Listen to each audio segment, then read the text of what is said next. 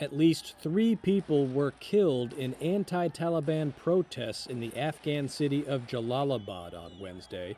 Witnesses said Taliban fighters opened fire during the protests against the militant group, and that more than a dozen people were injured in the shooting. Video footage showed protesters carrying Afghanistan's national flag down the street, and witnesses said the gunfire followed an attempt by local residents to install the flag at a square in the city, 90 miles east of Kabul. The killings mar the Taliban's promises of peace following the militant group's rapid sweep into the capital, and come as it tried to set up a government. Many Afghans are skeptical of the Taliban's promises, which included respecting the rights of women within the framework of Islamic law. Some said they could only wait and see.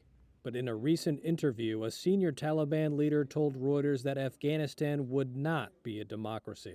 The system of the government is clear. That is an Islamic government. Sharia law would be, of course, there would be no democratic system at all because it doesn't have any base in our country. Meanwhile, thousands of Afghans, many of whom helped U.S.-led foreign forces over 2 decades, are desperate to leave the country. Video obtained by Reuters showed crowds running away from a Taliban fighter firing his gun in the air near people gathered outside Kabul airport on Wednesday, as Western countries stepped up evacuations of diplomats and civilians.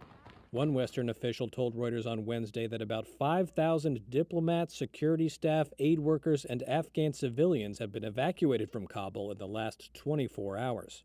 One early evacuee, Afghanistan's president Ashraf Ghani, turned up in the United Arab Emirates, the Gulf state's foreign ministry said on Wednesday, after he fled the country on Sunday as Taliban fighters seized control of the capital.